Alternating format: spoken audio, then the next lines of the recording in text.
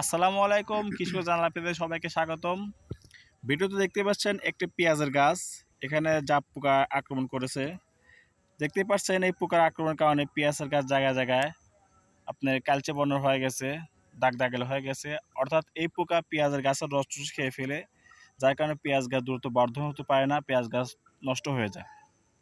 বর্তমান কিন্তু পেঁয়াজ গাছ অনেক জায়গায় পেঁয়াজ নামতেছে, পেঁয়াজ বড় হয়ে গেছে এবং পেঁয়াজ অনেক জায়গায় গুটি হয়ে গেছে। তো এই পোকা যদি আক্রমণ হয়ে থাকে তাহলে ব্যবহার করতে পারেন আপনি পাইমেট্রোজিম এবং মিউটেন প্যারান গ্রুপের, যেমন লিমন কোম্পানি আছে লিমজিল। এটা প্রতি লিটার পানিতে 0.5 গ্রাম হারে পানির সাথে মিশিয়ে স্প্রে করলে পরে এই পোকা দমন করা সম্ভব হবে। তো যাদের পেঁয়াজ খেতে এই পোকা আক্রমণ করেছে, ইনশাল্লাহ এই কীটনাশকটা স্প্রে করেন, আপনার এই পোকা দমন করা সম্ভব হবে। জাপ পোকা পেঁয়াজ সবচেয়ে ক্ষতিকর পোকা। এই পোকা যদি একবার পেঁয়াজের ক্ষেত্রে আক্রমণ করে থাকে, দ্রুত যদি আপনি দমন করতে না পারেন তাহলে কিন্তু পেঁয়াজ গাছ পুরো নষ্ট হয়ে যাবে। তো ভিডিওটি দেখার জন্য সবাইকে ধন্যবাদ।